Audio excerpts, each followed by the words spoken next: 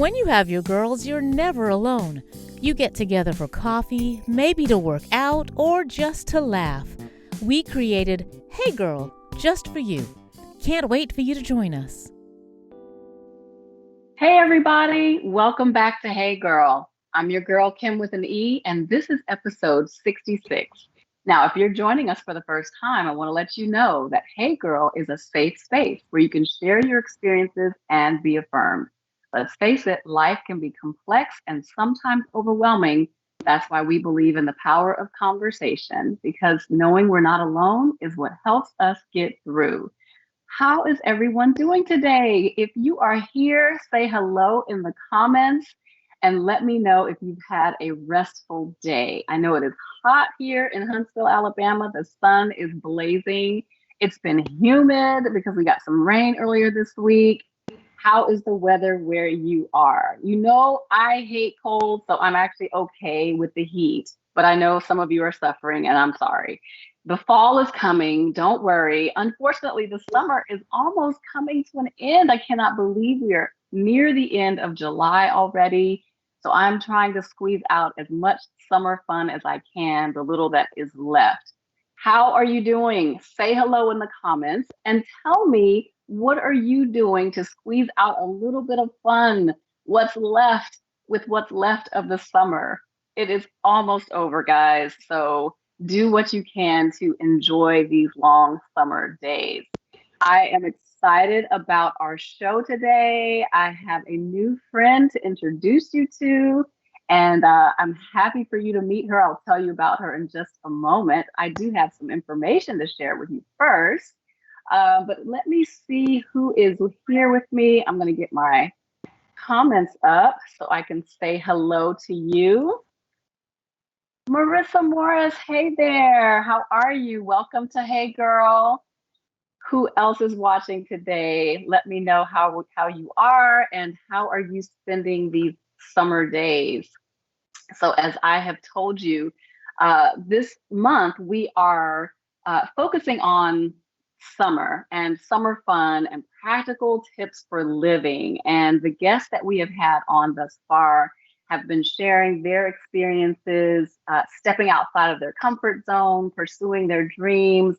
And, you know, I feel like the summer is just a great time to kind of explore things that maybe we wouldn't have otherwise, or during the work week in the fall and in the winter when we are taking the kids to school every day and we're kind of consumed with the day to day. We can't really think, sometimes we can't really think about, you know, exploring new things. But in the summer, you know, it slows down a little bit. We take some vacation time and it's a great time to maybe reflect on what we are adding into our life that is adding to our life.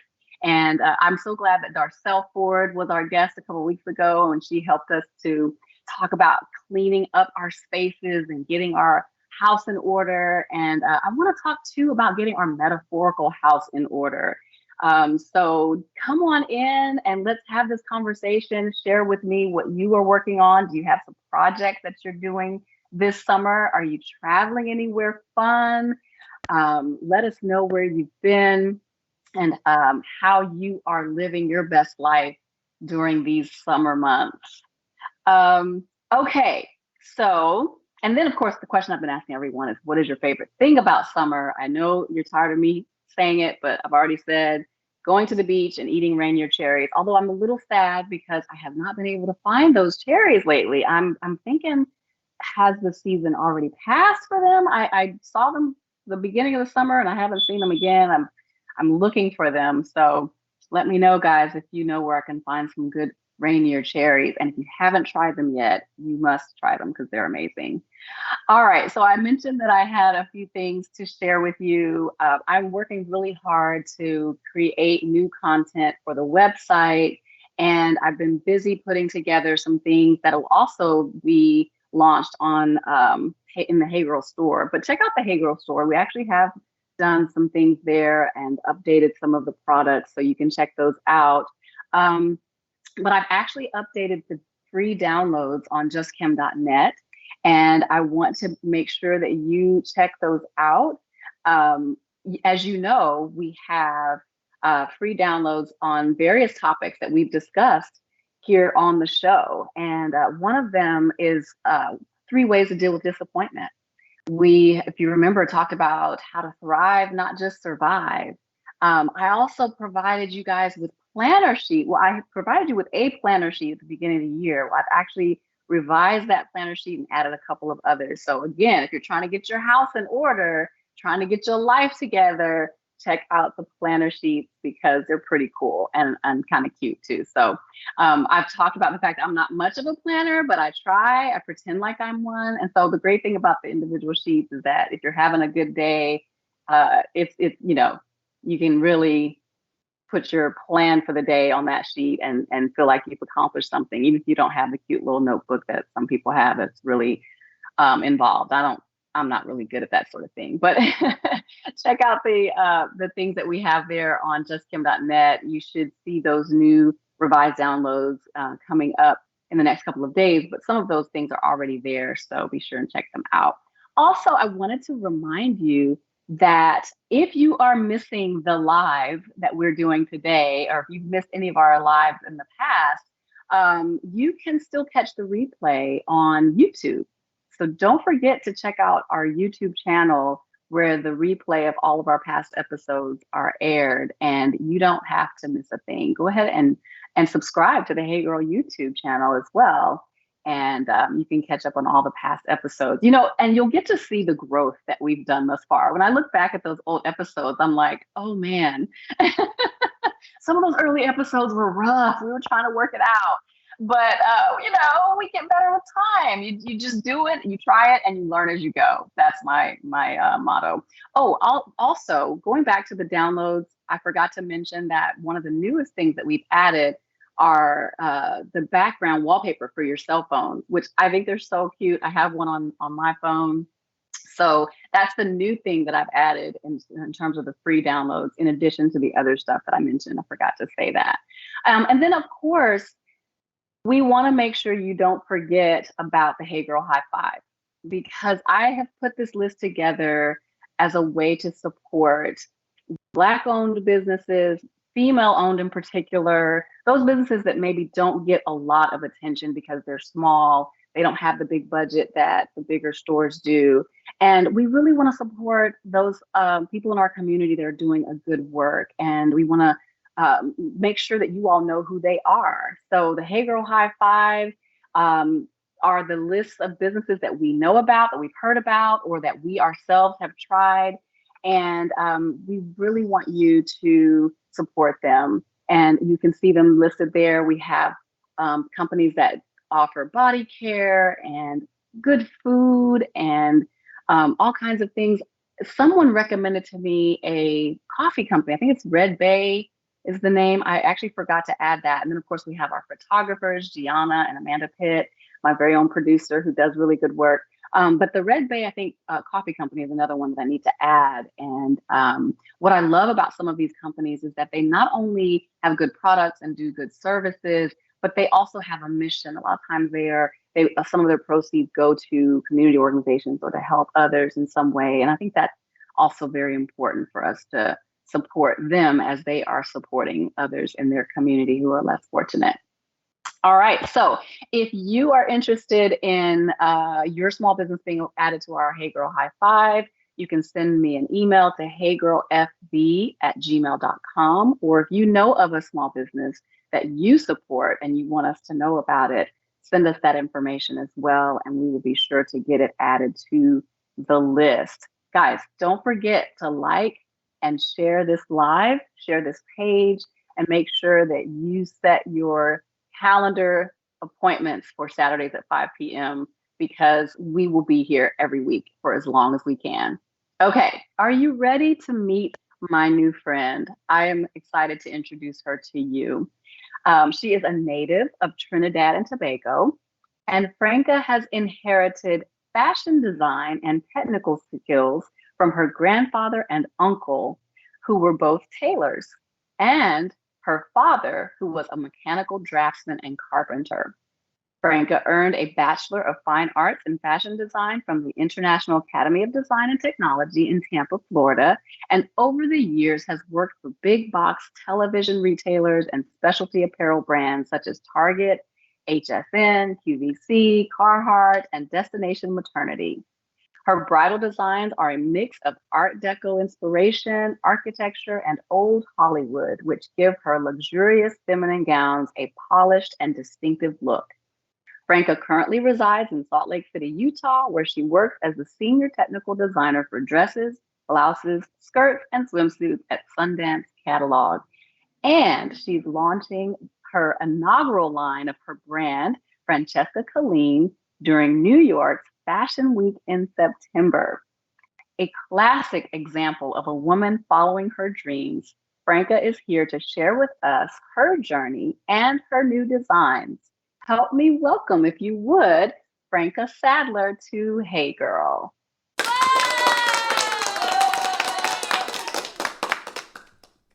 Hi, Franka. Welcome to Hey Girl. So glad to Hi, have everyone. I'm so happy to be here this afternoon. I think we're going to have a lot of fun with this chat today. you.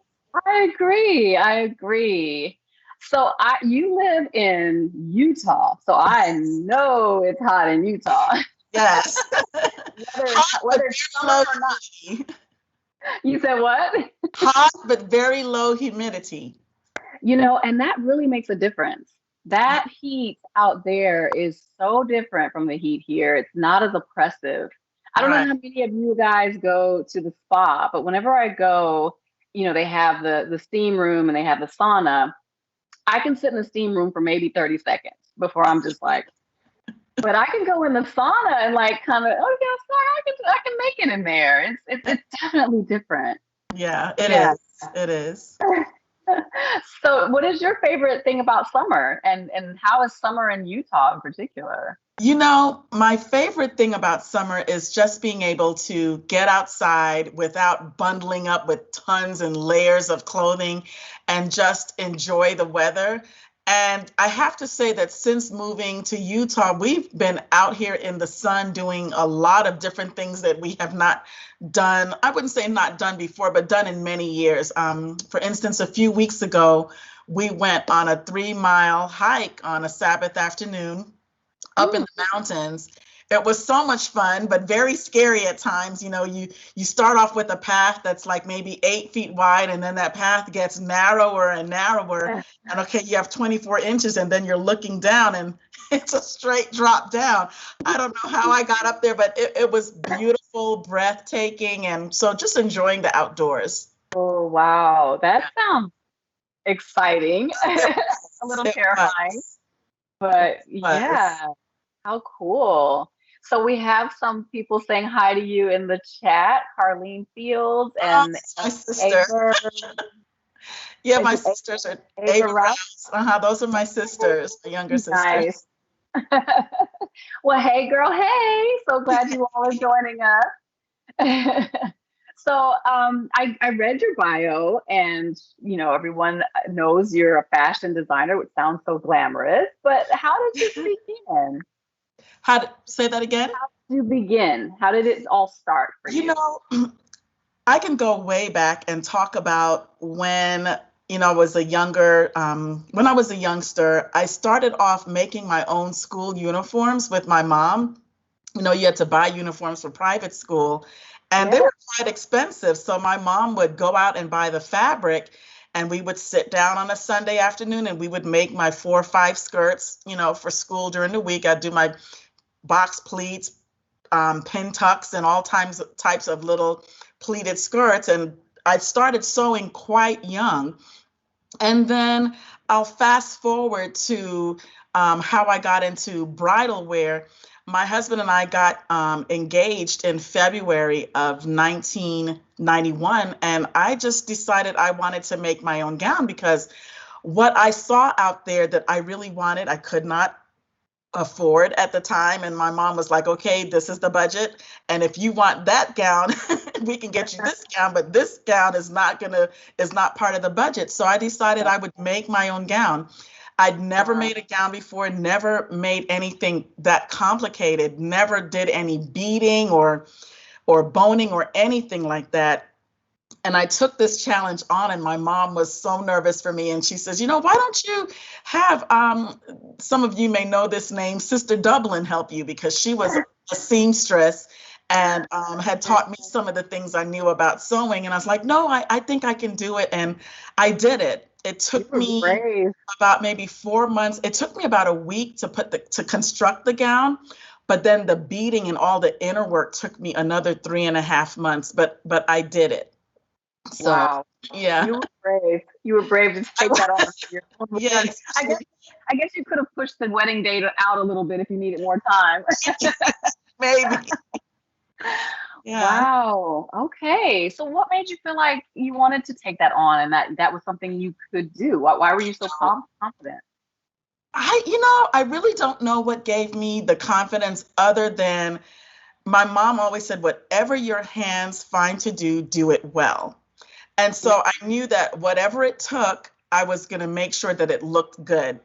And so there were many times where I would do a stitch, rip it out, do it over again. Okay, I've ripped this out too many times. I've got to go back and buy some fabric and cut it over. And that was all a part of learning how to do the gown properly. And we didn't have the internet back then like we do now, where you could research things. So I bought a lot of bridal books and looked at a lot of pictures and gathered as much information as I could glean, back then, the way we had information, and just went to the stores, tried gowns on, and then turned them inside out to see what was going on the inside, pretending like I was going to buy one, knowing I was using the information to make my own. But you do what you have to do. And listening to my mom and hearing that voice in my head, you do it well. Yeah, that is so smart. I mean, like that is really smart. It's interesting.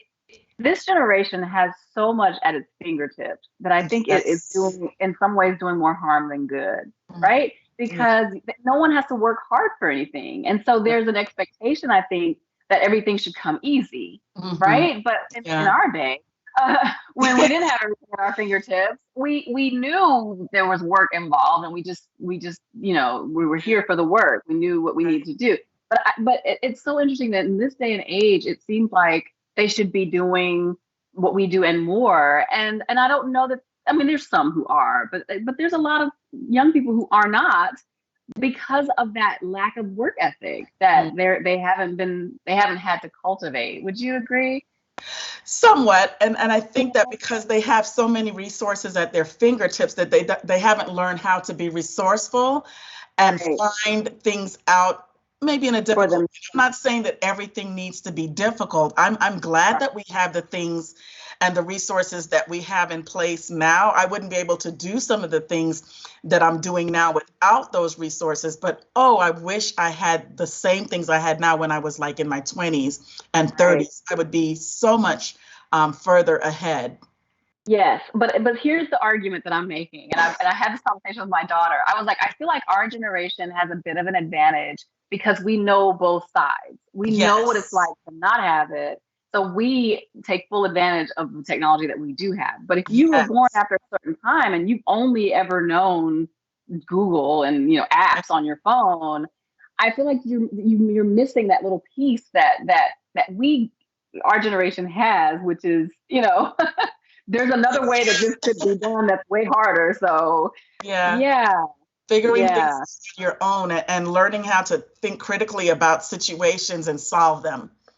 Yeah, it's kind of like learning how to drive a stick shift, so that when you drive an automatic, you don't have to do the work, but the work that goes behind it going forward. Exactly. And if you ever had to drive a stick shift, you would know how. Whereas if you've only ever been taught with an automatic, you don't have that information about what goes on the backside. So I don't know, that we got to find a way to help this generation understand some of those inner workings. So they don't rely too much on them. My daughter and I were also going on a tangent, sorry, but we were also talking about what if something were to happen and we were to lose access to all this technology that we take that we rely on so much. A lot of us would be pretty handicapped. We wouldn't be able to shift and be resourceful and find another way because, Right. you know, we've only ever known the technology. Mhm. So, yeah, I don't know. There's something to be said for for the old-fashioned way of doing things. Exactly. When you had to write things out and fax them and Yeah. Yeah. mail them, we had to Exactly. mail them. Right. So, Snail mail, not email. exactly. So Exactly. talk to us a little bit about the journey that took you to from making your own wedding gown to doing wedding gowns for others. Yeah. So, in 2016, I became very ill and was having a difficult time maintaining, regular attendance at my corporate job at the time. And I was in and out of the hospital, and the last stay I had, I became so ill that I almost passed. And thank God I'm still here today. But Yes. when I got out of that situation, thank the Lord, I knew that I needed to do something different. And Mhm. subsequently, I left the job that I was working at corporately. I needed a rest. I needed to take care of myself and get myself back together. And I woke up one Friday morning. It was actually Black Friday. And I never go shopping on Black Friday. I don't like big crowds and people grabbing for merchandise or whatever. It's just not my thing. But there was something I wanted that morning. So I got up early to go, and I was listening to public radio, and I heard a voice of a man preaching, and he was preaching about entrepreneurship in the Black community. And I thought, God, this is a sermon I have never heard before. Hmm. There. And Yeah. so I was so enthralled by what he was saying. And he had a meeting that afternoon. I decided to go and, the meeting was on Sunday. I went and listened to this message that he had on Sunday afternoon.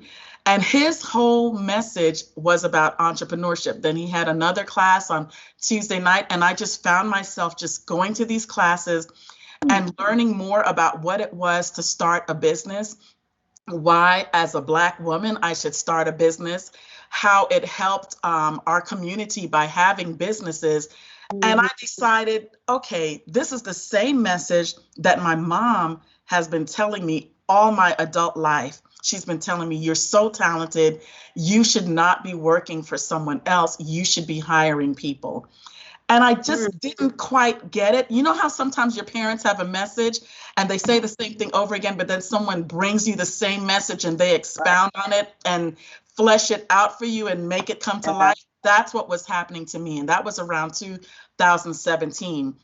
So for a 2.5 year period, I was just working on my business because of this sermon basically that I kept hearing every Sunday afternoon and every Tuesday night. I would hear the same thing over and over. And I realized, why is this man telling us the same thing over and over? And then it dawned on me, every minister has their thing that they talk about, and they just talk about it in a different way. And I just started to learn from him and get the urge to do something with the talents that God had given me. And that's kind of how and why I started, was because I wanted to become a business owner so that I could create jobs for others in my community. Wow. Well, good. So what did that look like? What were the steps that you had to take, and what was the Oh, business that you created? so going back to 2017, what I started was an online store, which I'm going to be relaunching this year, Okay. 2021. I kind of got off track from where I initially started, and we'll kind of maybe talk a little bit more about staying the course, hopefully a little more in the conversation. But I started building an online store. And I started building this online store with a lot of different product from Alibaba and AliExpress or whatever.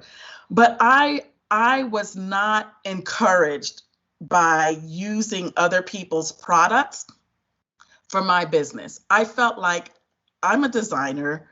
Why am I buying all of this stuff that looks cheap, is cheap, Mm. and putting my company's name on it?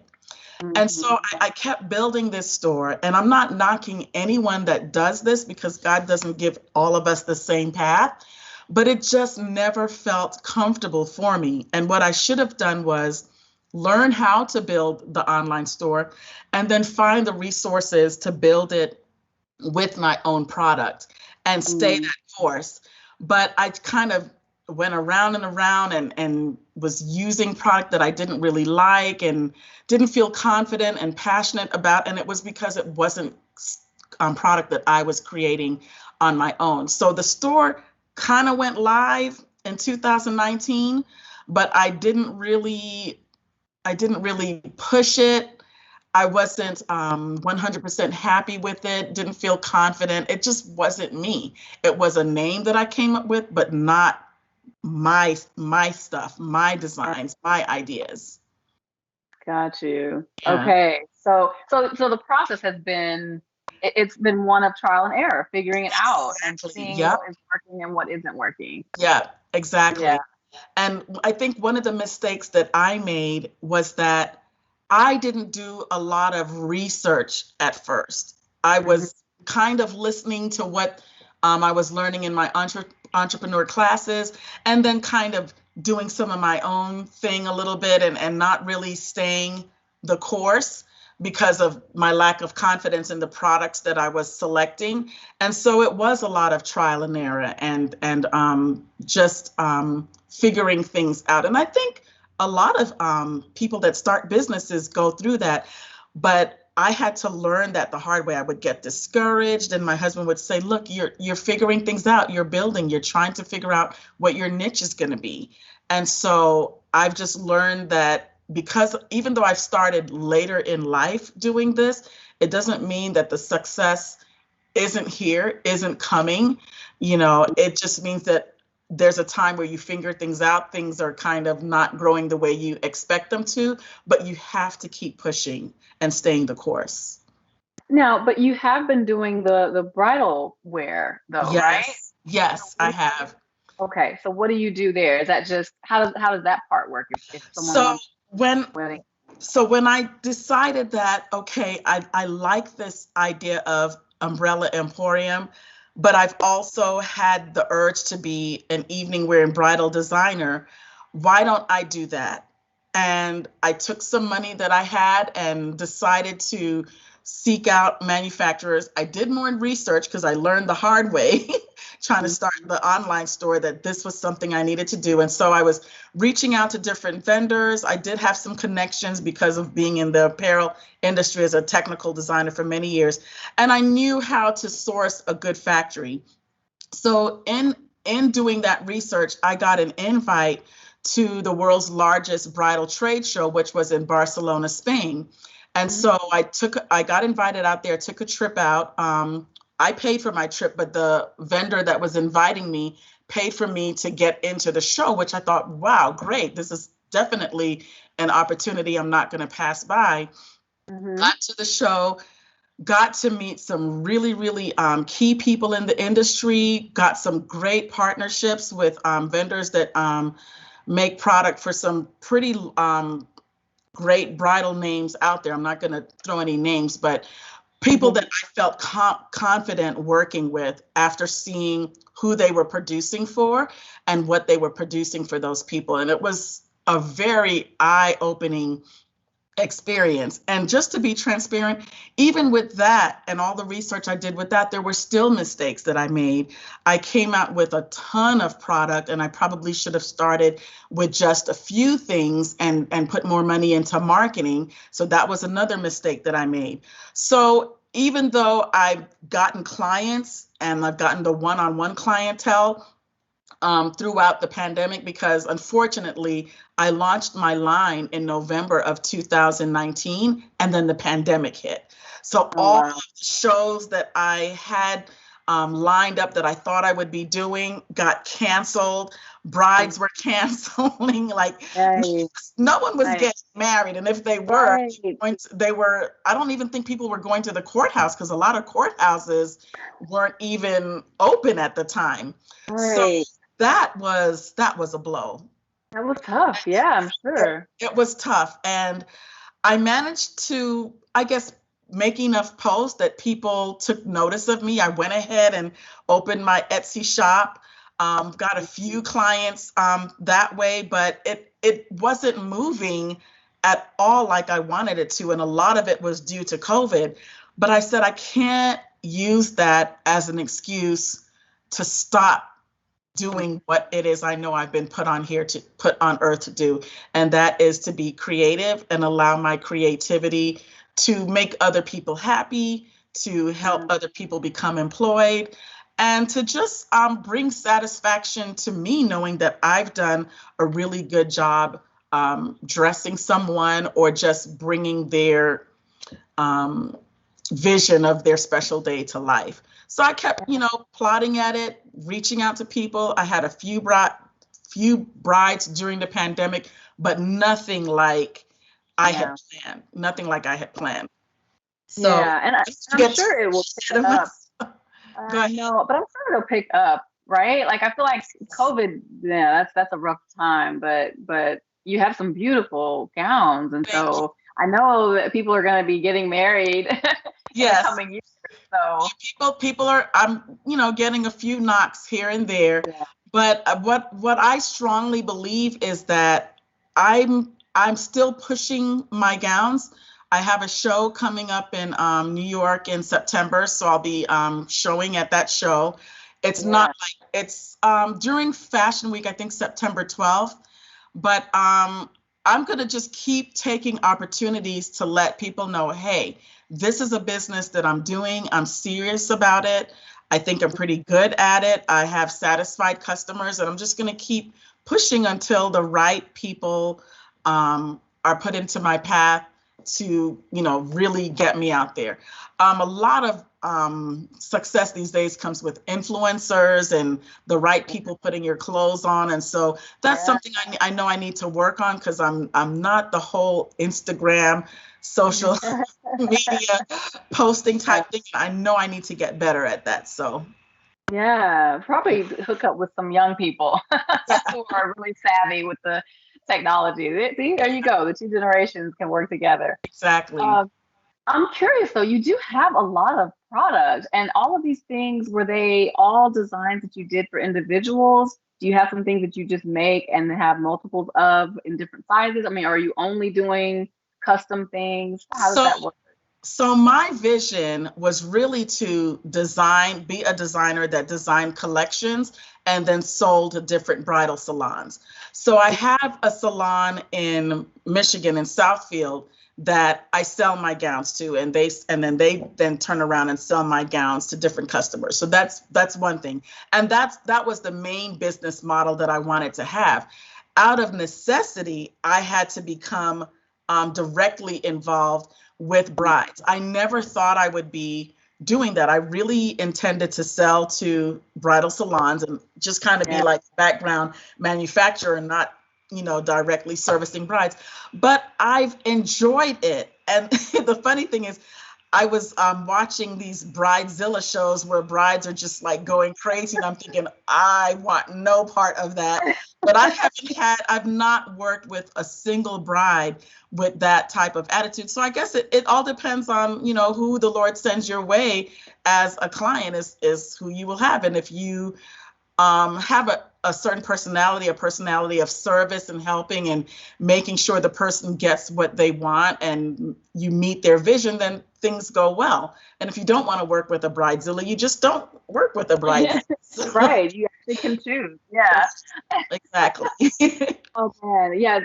Beautiful. I mean, everything that I'm seeing is just stunning. And so do you have people working with you to help pull these things together? I mean, do you have like a team of so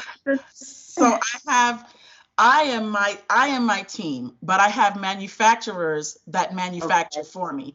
And that's what the trip to Barcelona was, to make sure that whenever I wrote up a technical package showing all the details of how I wanted a gown to be constructed and what materials I wanted in that particular gown, that I had a manufacturer that was a good partner that could execute that. And that was the great part about all the experience I've had throughout my career as a technical designer. In the fashion world, it takes a lot of people to make one t-shirt, and people don't understand that. Imagine if so many people touch a t-shirt, how many people it takes to make a gown.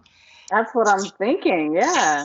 It's a tremendous amount of work, but the meat of how that is executed happens with the technical designer, which is what I've done.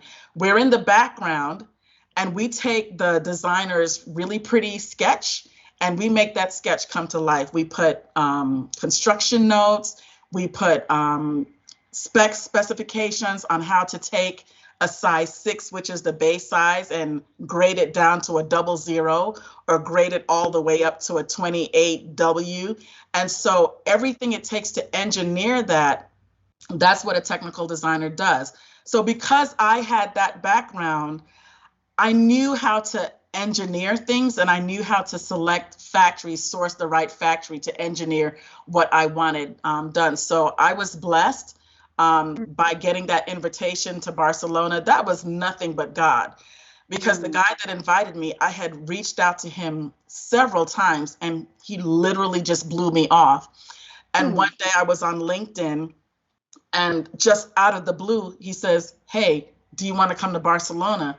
And my husband was sitting next to me and I'm like, the guy that I've been reaching out to that's just been ignoring me for months is inviting me to a trade show. And my husband's like, "You got to go." so it takes a team of people, but the part that I do helps them to do an even better job. So my team is my factory, and I basically wear the hat of a sourcing manager, product developer, technical designer, and designer. So I'm wearing 4 caps, and then I have my vendors executing my designs for me. Wow, that is amazing. This is a whole world that I'm not familiar with at all. So I am fascinated by all of that. So you mentioned that you're wearing all these hats. But you also do work for, you said Sundance catalogs. Can you talk a little bit about what you do? I mean, obviously you're doing a similar thing then for Sundance. I'm doing the same thing with Sundance. So in 2017, I stopped working corporately and took a break to just heal and get myself together, and then, worked on launching my bridal line. And then after the pandemic hit and all those plans kind of got, I wouldn't say washed away, but got delayed. I'm putting it that way.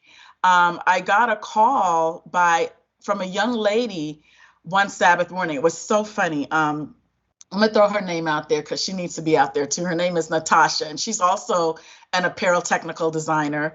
And the funny thing is, our world is very small in apparel technical design.